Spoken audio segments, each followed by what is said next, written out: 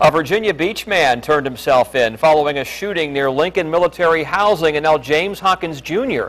faces a list of charges. The shooting happened just after 6 last night on Bird Neck Road, and only 10 on Your Side's Ann McNamara spoke to the two Good Samaritans who helped save the victim. Ann?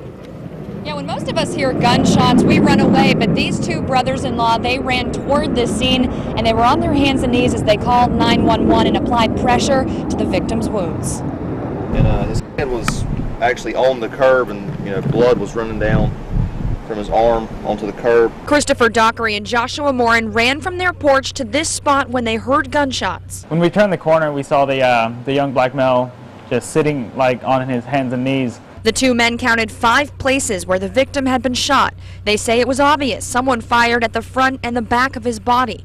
They say one bullet traveled through the victim's back and out the other side. You could see that it was an exit wound, and every time he was gasping for air, blood would shoot out of it. Neighbors brought towels to the scene. One man even took the shirt off his back to help the man lying in the street. Navy personnel that lives here in housing came up and took off his issued blouse, and we actually made a tourniquet out of it. That way we could stop the bleeding. Dockery says out of all the screams, one was the loudest, a woman begging him to call an ambulance. I hear somebody screaming, my baby, he shot my baby. And she handed me her phone and told me to talk 911. Police say the shooter knew the victim. They say the victim was walking on foot when 45-year-old James Hawkins Jr. and another man drove up in a pickup truck, and Hawkins began shooting.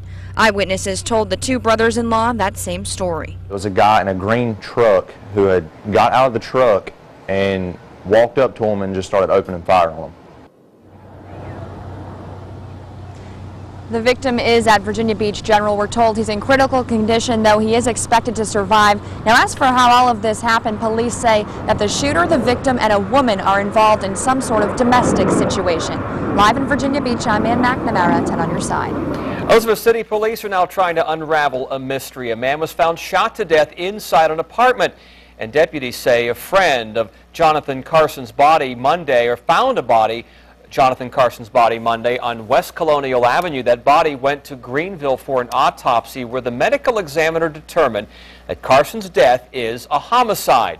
Deputies have not released any other information, but if you know anything about Carson's death, call police.